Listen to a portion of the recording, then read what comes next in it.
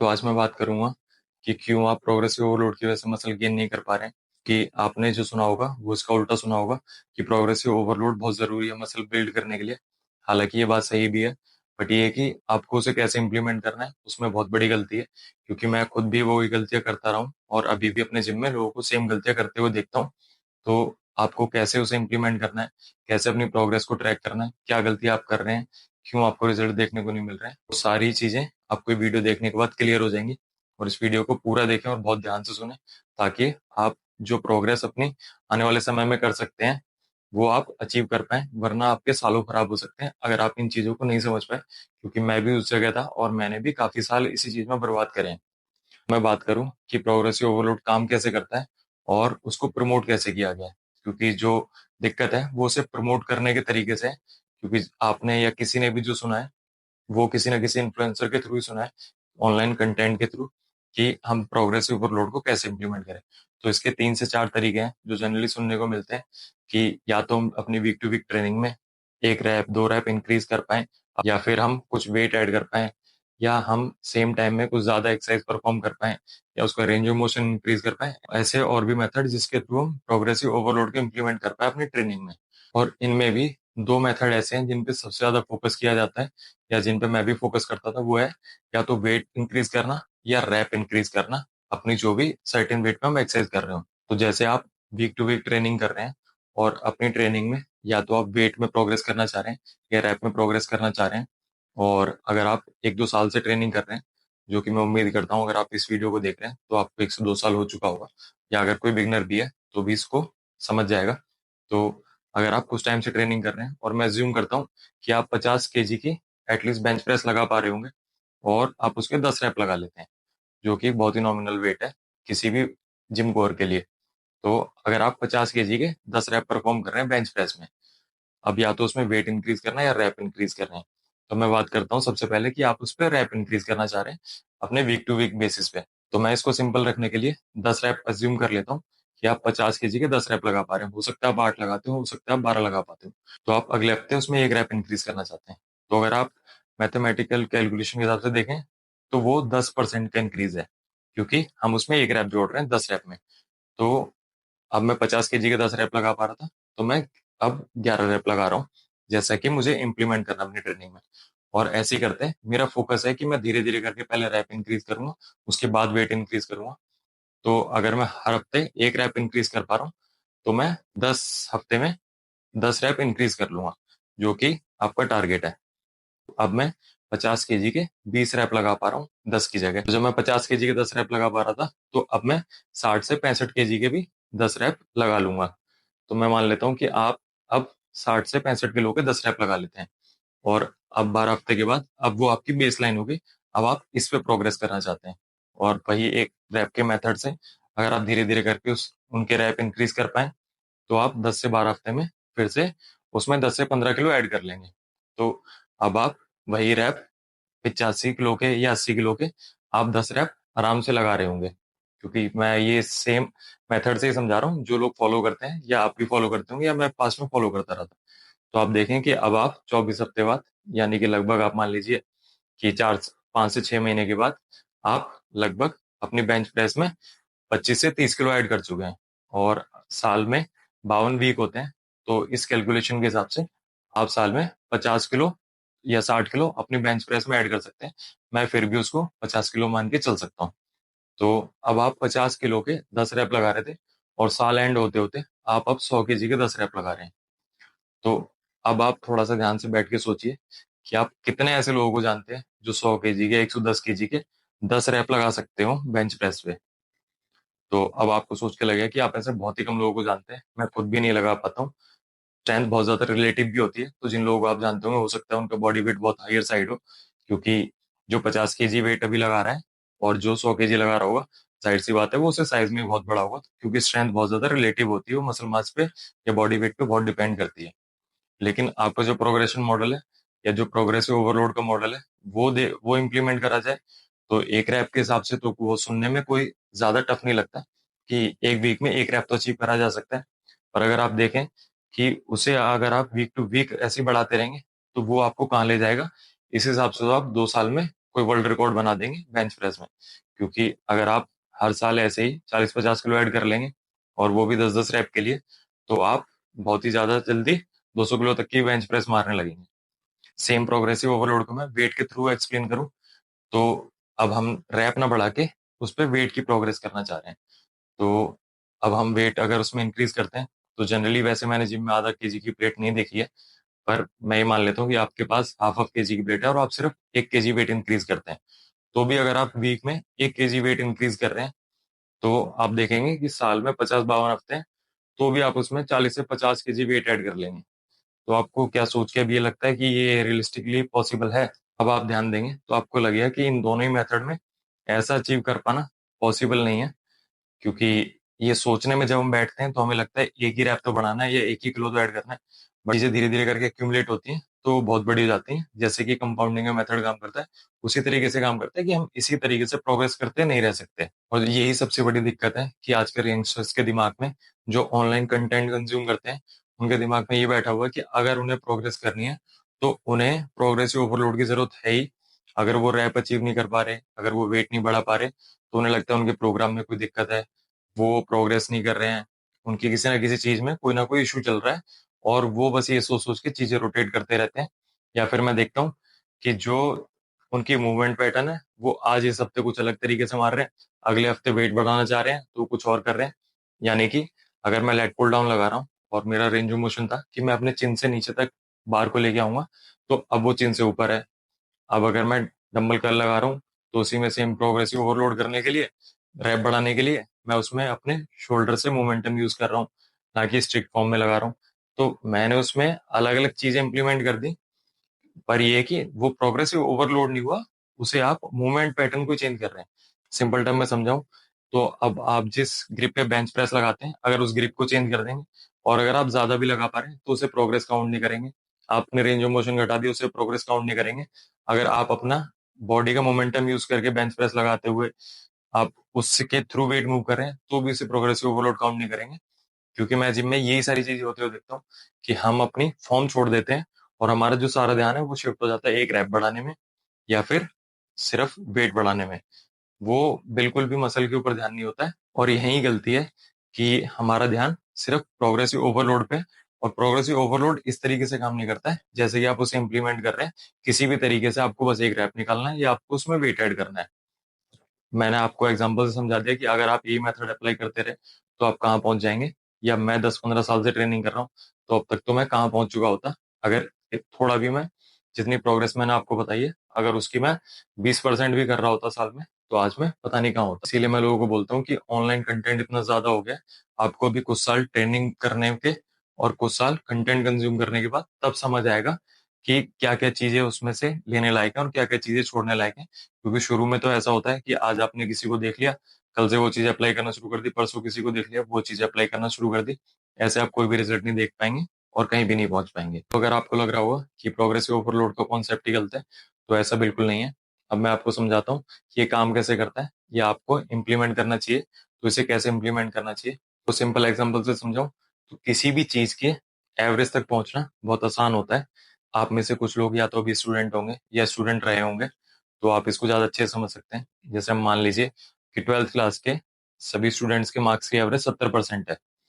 तो अब जो 0 से 70 तक का गैप है, वो 70 नंबर का है। यानी कि 70% या फिर 70 नंबर, तो हम उसे मान लेते हैं कि हम 70 नंबर का गैप है।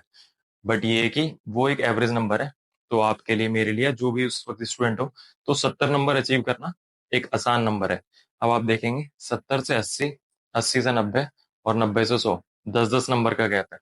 बट आपको लगता है कि जो एफर्ट 0 से 70 नंबर लाने में लग रहा है, वही सेम एफर्ट 70 से 80 में, या 80 से 90 में, या 90 से 100 में लगेगा। तो आप देखेंगे 90 से 100 में हालांकि गैप तो 10 नंबर का है, बट जो उसका एफर्ट लेवल है और जो उसकी मेहनत होगी, वो 70 नंबर लाने वाले से कई गुना ज्यादा करनी पड़ेगी।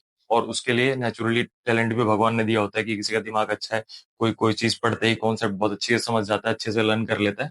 तो किसी भी चीज की एवरेज तक पहुंचना बहुत आसान होता है। अब इसको मैं जिम की लैंग्वेज में समझाऊं, तो आपने जैसे जिम ज्वाइन करा, तो जिम में आके 50 किलो की, 60 किलो की बेंच प्रेस लगा लेना, या 80 किलो की स्क्वाट लगा लेना 1 साल के अंदर, या ओवरहेड प्रेस की मूवमेंट में आप 30 किलो, 40 किलो तक बारबल से लगा लेना। तो ये कोई बहुत ज्यादा बड़ा नंबर नहीं है, ये एक एवरेज है। और जनरली लोग आपको ट्रेनिंग करते हुए इसी एवरेज के आसपास देखेंगे। या अगर आपको वेट गेन करना है तो आप देखेंगे कि जिम में जो आने वाले लगभग एवरेज कैटेगरी में वही बॉडी वेट उनका 65 से 70 75 के बीच में आपको दिखेगा। बट जब हम एवरेज से ऊपर निकलते हैं तो सेम तरीके से प्रोसेस काम नहीं करता रहता है, फिर वो प्रोसेस टफ हो जाता है। और यही सेम काम प्रोग्रेसिव ओवरलोड के साथ भी होता है, कि प्रोग्रेसिव ओवरलोड काम तो करता है बट जिस तरीके से आप उसको इम्प्लीमेंट करना चाह रहे हैं उस तरीके से नहीं करता है। तो आप उसी तरीके से प्रोग्रेस करते नहीं रह सकते। तो अब आपको क्या करना है कि आपको प्रोग्रेसिव ओवरलोड का ध्यान भी रखना है, बट आपको जो चीजें ट्रैक करनी है वो लॉन्ग टर्म पे ट्रैक करनी है। 3 से 4 महीने में ध्यान देना है, ना कि आपको हर एक वीक पे ध्यान देना है। सिंपल टर्म में, कि अब जैसे मैं ट्रेनिंग कर रहा हूँ और मैं सर्टेन कोई भी लिफ्ट परफॉर्म करता हूँ बेंच पे, स्क्वाट पे या किसी भी चीज पे, तो अब अगर मैं 1 से 2% की प्रोग्रेस कर रहा हूँ तो वो प्रोग्रेस मेरे को वीक टू वीक नहीं दिखेगी। यानी कि अगर मैं किसी वेट के 10 रैप लगा रहा हूँ और सिर्फ 1 ही% प्रोग्रेस कर रहा हूँ या 2% प्रोग्रेस कर रहा हूँ वीक टू वीक, तो क्या आपको लगता है कि मैं अगले हफ्ते वो 1 रैप इंक्रीज कर सकता हूँ या वेट इंक्रीज कर सकता हूँ? तो ऐसा नहीं हो सकता। बट अगर मैं लॉन्ग टर्म में देखूंगा तो मैं कुछ ना कुछ थोड़ा बहुत वेट भी इंक्रीज कर पाऊंगा, या मैं 1 2 रैप भी इंक्रीज कर पाऊंगा। तो मुझे अब टारगेट रखना है कि क्या मैं 3 से 4 महीने में प्रोग्रेस कर पा रहा हूँ या नहीं कर पा रहा हूँ। क्योंकि वो 1 2% की जो प्रोग्रेस होगी वो धीरे धीरे करके एक्यूमुलेट होगी, और वो मुझे 4 महीने में, 3 महीने में तब जाके रिजल्ट दिखाएगी। अब अगर ऐसे वीक टू वीक रिजल्ट मिलता रहता या वीक टू वीक प्रोग्रेस होती रहती, तो मैंने आपको बता दिया कि हम सभी वर्ल्ड रिकॉर्ड होल्डर हो जाते। तो ऐसा बिल्कुल नहीं हो सकता है। अब मेरा वीडियो बनाने का मेन रीजन भी यही है कि आप इसको अच्छे से समझ पाए, और मैं जिम में भी इसी सेम तरीके से समझाता हूँ, ताकि वो जो इन्फॉर्मेशन ले रहे हैं और उसको इम्प्लीमेंट करना चाह रहे हैं उस तरीके से वो काम नहीं करती। बट दिक्कत ये है कि मेरे को जैसा लोग जिम में पूछते हैं या कभी कमेंट में या इंस्टाग्राम पे मैसेज करके भी, उन्हें ऐसा लगता है कि कोई बेस्ट ट्रेनिंग स्प्लिट है, बेस्ट एक्सरसाइज है। अगर ऐसा भी कुछ बेस्ट होता तो सब लोग उसे खरीद लेते पैसे देके और सब इम्प्लीमेंट करके बॉडी बना लेते। बट ऐसा नहीं है। इसका बहुत सिंपल सा एग्जांपल है कि अगर आप ये वीडियो देख रहे हैं तो आपको ये बताओ कैलोरी डेफिसिट क्या होता है, और आपको वेट घटाने के लिए कैलोरी का डेफिसिट चाहिए। इतना सिंपल होने के बाद भी लोग फैट लॉस नहीं कर पा रहे हैं, और वो दुनिया भर के यहाँ वहाँ की वीडियोस देखना, दुनिया भर का ज्ञान लेना, पर ये है कि तब भी वो फैट लॉस नहीं कर पा रहे।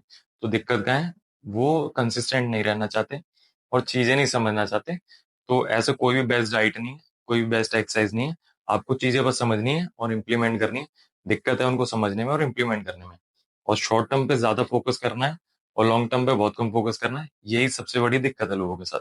तो अगर आप ये वीडियो देख रहे हैं तो मैं चाहूंगा कि आप इस तरीके की गलतियां ना करें, तो तब मेरा वीडियो बनाने का कोई फायदा होगा।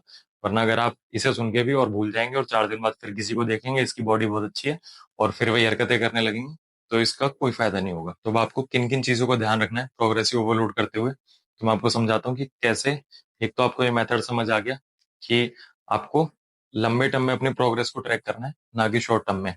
अब दूसरी चीज, कि अगर आप किसी भी वर्कआउट में 3 से 4 एक्सरसाइजेस लगाते हैं किसी बॉडी पार्ट की, तो अगर आप पहली लिफ्ट में भी कुछ रैप या थोड़ा बहुत वेट या कुछ भी किसी तरीके की प्रोग्रेस देख पा रहे हैं, तो आपको वो प्रोग्रेस ही काउंट करनी है। अब आपको ये नहीं सोचना है कि मैं फ्लैट बेंच पे 1 रैप एक्स्ट्रा लगा पाया तो मुझे इंक्लाइन पे भी 1 रैप एक्स्ट्रा लगाना है, या मैं अपनी पैक डेक पे या अपनी कोई आइसोलेशन मूवमेंट पे उस पे मैं सेम 1 रैप इंक्रीज कर पाऊँ या मैं वेट इंक्रीज कर पाऊँ।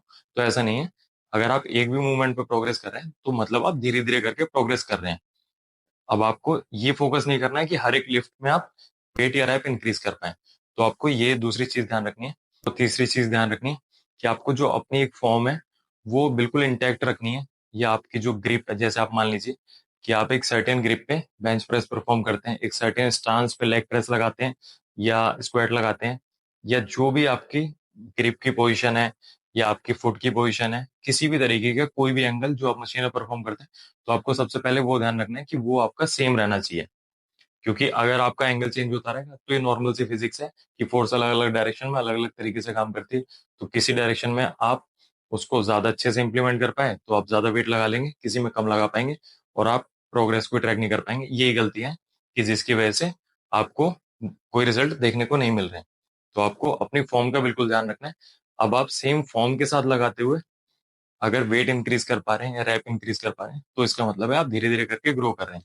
एग्जाम्पल से, अगर मैं अपने पुल डाउन को चिन के नीचे तक रखने का टारगेट करता हूँ तो मैं इस चिन के नीचे तक ही लाने का टारगेट करूंगा, ना कि मैं इसको वेट बढ़ाने के लिए कुछ और ही करने लगूं और अपने सर तक भी ना ला पाऊं, तो उसका कोई मतलब नहीं है, जैसा कि लोग गलतियां करते हैं। तो आपको एक अपनी फॉर्म इंटैक्ट रखनी है, आपको उसे किसी भी हाल में चेंज नहीं करना है, या अपनी जो फुट की पोजीशन है या अपनी ग्रिप की जो पोजीशन है उनको ध्यान रख के तब ट्रेनिंग करनी है। तो अब ये 2-3 चीजें आपको अपनी ट्रेनिंग में ध्यान रखनी है करते हुए। और मैंने आपको बता भी दिया कि प्रोग्रेसिव ओवरलोड का मेथड काम करता है, पर वो किस वजह से आप उससे रिजल्ट नहीं देख पा रहे हैं, या आप उसको गलत तरीके से इंप्लीमेंट करना चाहते हैं और गलत तरीके के रिजल्ट देखना चाहते हैं, तो वो क्यों पॉसिबल नहीं है। तो अब आपको अगर ये समझ आ गया होगा, तो अब मैं आपको ये बताना चाहता हूँ कि मसल मैकेनिकल टेंशन की वजह से ग्रो होती है। तो अब आपको ये समझना है कि हमारी मसल, जैसे कि मैंने और भी वीडियो में बताया, मैकेनिकल टेंशन के थ्रू ग्रो होती है, और वो हम इसे प्रोवाइड करवाते हैं एक्सरसाइज से वॉल्यूम और इंटेंसिटी के थ्रू, जो हम वेट यूज करके प्रोवाइड करते हैं। तो हमारा फोकस वेट पे ऐसे नहीं होना चाहिए कि अगर आप शॉर्ट टर्म में बहुत ज्यादा प्रोग्रेस नहीं कर रहे हैं, बट आपके जो सेट्स हैं वो फेलियर के पास तक जाने चाहिए या फेलियर पे होने चाहिए, तो आप एक अच्छा स्टिमुलस प्रोवाइड कर रहे हैं। और अगर आप धीरे धीरे करके देखेंगे तो आप लंबे समय में अच्छी खासी ग्रोथ अचीव कर पाए होंगे। अगर आप पीछे मुड़ के देखेंगे तो आपका सिर्फ और सिर्फ फोकस प्रोग्रेसिव ओवरलोड पे नहीं होना चाहिए, आपका फोकस होना चाहिए अच्छी ट्रेनिंग के ऊपर। हमारी बॉडी मैकेनिकल टेंशन के थ्रू, जो उसे लगातार मिलती रहती है स्टिमुलस के थ्रू, तब ग्रो करती है। हालांकि उसमें बहुत सारे वेरिएबल हैं कि आपका ट्रेनिंग वॉल्यूम क्या है, इंटेंसिटी कितनी है, और भी बहुत सारे फैक्टर न्यूट्रिशन के ऊपर, उनके लिए एक सेपरेट वीडियो अलग अलग हो सकती है, या मेरे चैनल पे और भी हैं, आप चाहें तो उन्हें भी देख सकते हैं। बट प्रोग्रेसिव ओवरलोड का मेथड सिर्फ ऐसा नहीं है कि अगर आप वेट ही बार पर इंक्रीज कर पा रहे हैं या रैप इंक्रीज कर पा रहे हैं तो तभी आपकी फिजिक बिल्ड होगी, तो ऐसा नहीं है। अब आपको जो सबसे मेन बात पे ध्यान रखना है वो ये कि आपकी जो परफॉर्मेंस है वो अगर 3-4 हफ्ते तक लगातार ड्रॉप होती है, या 3-4 महीने तक आप किसी लिफ्ट पे या किसी भी वर्कआउट में प्रोग्रेस नहीं कर पा रहे, तो तब वो एक सीरियस कंसर्न है। यानी कि अगर मैं लगातार 3-4 हफ्ते ये देख रहा हूँ कि मेरी किसी सर्टेन लिफ्ट में जो मेरे रैप थे वो गिरते जा रहे हैं, या मैं जो वेट लिफ्ट कर रहा था वो गिर रहे हैं, यानी कि मैं कम वेट लिफ्ट कर पा रहा हूँ और कम रैप लगा पा रहा हूँ एक सर्टेन वेट पे, या मैं 3-4 महीने में कोई भी छोटी मोटी भी प्रोग्रेस रैप 2 रैप की या कुछ वेट की नहीं कर पाया हूँ, तो अब कोई सीरियस इशू है मेरी ट्रेनिंग में। अब वो न्यूट्रिशन को लेके है, वॉल्यूम को लेके है, ज्यादा इंटेंसिटी को लेके है, किस स्लीप को लेके है, किसी भी चीज को लेके है। तो अब आपको फाइंड आउट करना है कि आपको किस वजह से वो इशू है। तो तब जाके आपको 3 से 4 महीने अगर आप प्रोग्रेस नहीं कर पाते, या 3 से 4 हफ्ते में आपकी परफॉर्मेंस ड्रॉप हो जा रही है लगातार, तब आपको कंसर्न लेना है। अब अगर ऐसा कुछ भी नहीं है आपकी ट्रेनिंग में, तो आप ट्रेनिंग करते रहिए और अपनी बाकी वेरिएबल्स पे ध्यान रखिए, और आपको धीरे धीरे करके मसल ग्रोथ देखने को मिलेगी, इस बात की गारंटी मैं देता हूँ। अब ये किसी के सिनेरियो में थोड़ा ज्यादा हो सकती है, किसी के सिनेरियो में थोड़ा कम, क्योंकि सबके जेनेटिक्स अलग अलग होते हैं। बट ये कि आपको प्रोग्रेस देखने को मिलेगी मिलेगी। और आपको 1 से 2 वीक की, जो अगर आपके परफॉर्मेंस में कोई डिप आता है या कोई सेशन में आपका डिप आता है कि आप कम रैप लगा पाए या कम वेट लिफ्ट कर पाए, तो उसकी आपको दिक्कत नहीं लेनी है। वो हमारी स्लीप वगैरह गड़बड़ होने से, हमारा इलेक्ट्रोलाइट बैलेंस गड़बड़ होने से, या ग्लाइकोजन का स्टोरेज थोड़ा कम है, हमने कम कम खाया हुआ है, ठीक से ग्लाइकोजन स्टोर नहीं है, या हम अपने प्रोग्राम के ओवर रीचिंग फेज में, तो अगर इस तरीके का कोई भी इशू है तो भी हमें परफॉर्मेंस में टेम्परेरी डिप देखने को मिल सकता है, किसी सेशन में देखने को मिल सकता है। तो आपको इतना कंसर्न नहीं होना है शॉर्ट टर्म में। पर मैंने आपको बता दिया, अगर 3 से 4 हफ्ते आपको परफॉर्मेंस में ड्रॉप देखने को मिले, या 3 से 4 महीने में आप कोई भी प्रोग्रेस नहीं कर पाते, तो आपको तब कंसर्न होना है कि हमारे साथ कोई सीरियस इशू है, हमारी ट्रेनिंग जैसी चलनी चाहिए वैसी नहीं चल रही है। एक और चीज कि आपको जैसा प्रोग्रेशन अपनी कंपाउंड लिफ्ट्स पे देखने को मिलेगा, वैसे ही सेम आपको प्रोग्रेशन अपनी आइसोलेशन लिफ्ट पे देखने को नहीं मिल सकता है, कि जिसमें अलग अलग मसल्स यूज होते हैं, तो ज्यादा फोर्स क्रिएट कर सकते हैं, या कुछ मसल्स की एडेप्टेशन ज्यादा अच्छी होती है, तो 2-3 मसल मिल जाने के बाद किसी सर्टेन लिफ्ट में हम ज्यादा वेट उठा सकते हैं, जल्दी प्रोग्रेस कर सकते हैं। बट आइसोलेशन में ऐसी प्रोग्रेस देखना इजी नहीं है, तो इसीलिए आपको डबल प्रोग्रेसिव मेथड जो होता है वो इस्तेमाल करना चाहिए उसके अंदर प्रोग्रेस करने के लिए। अब अगर आपको उसके बारे में नहीं पता है तो मैं अलग से वीडियो बना दूंगा, आप मुझे कमेंट कर दीजिएगा। बट ये है कि अब आपको ये ध्यान रखना है कि जो कंपाउंड मूवमेंट है उनमें अलग तरीके से प्रोग्रेशन देखने को मिल सकती है, और जो आइसोलेशन मूवमेंट है उनमें अलग तरीके से, तो आपको सेम तरीके से कंसर्न नहीं होना है। तो ये 3 से 4 बातें जो मैंने आपको बताई ट्रेनिंग के बारे में, कि आपको अगर आपकी परफॉर्मेंस कब डिप होती है, कब आपको ध्यान रखना है कि आपके साथ कोई प्रोग्रामिंग में या किसी और चीज में इशू है, आपको 3 से 4 महीने में अपनी प्रोग्रेस ट्रैक करनी है। और अब आपको इस वीडियो के थ्रू ये समझ आ गया कि अगर आप प्रोग्रेसिव ओवरलोड को इम्प्लीमेंट करना चाहते हैं, तो अगर आप एवरेज से नीचे हैं तो आप जल्दी रिजल्ट देख सकते हैं, अगर आप एवरेज के आसपास हैं तो आप धीरे रिजल्ट देखेंगे, और अगर आप एवरेज से ऊपर निकलना स्टार्ट हो गए तो आपके रिजल्ट्स वैसे नहीं दिख सकते कि जैसे आपको देखने को मिल रहे थे।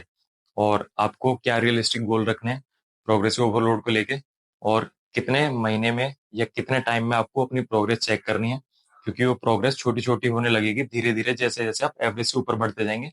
और आपको क्या क्या फैक्टर्स का ध्यान रखना है, अपनी मूवमेंट का, अपनी ग्रिप्स का, मतलब ये छोटी छोटी बातें अगर आपने इंप्लीमेंट कर ली, तो जो आप गलतियां सालों साल करने वाले थे वो आपकी बच जाएंगी, और आप बहुत अच्छे से जल्दी प्रोग्रेस कर पाएंगे। और मेरा वीडियो बनाने का भी तभी फायदा हो पाएगा। और सिंपल टर्म में एक मेन बात आप समझ लीजिए कि हम जिम गए हैं बॉडी बनाने के लिए, इसलिए हमें वेट उठाना पड़ रहा है।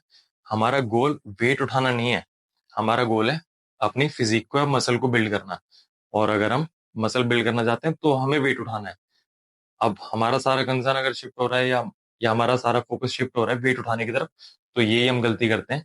बहुत अच्छे एग्जांपल से मैं आपको समझाऊं, कि अगर मैं कोई बिल्डिंग बना रहा हूँ और मुझे उसकी छत पे ईंट चढ़ानी है, क्योंकि मुझे बिल्डिंग बनानी है।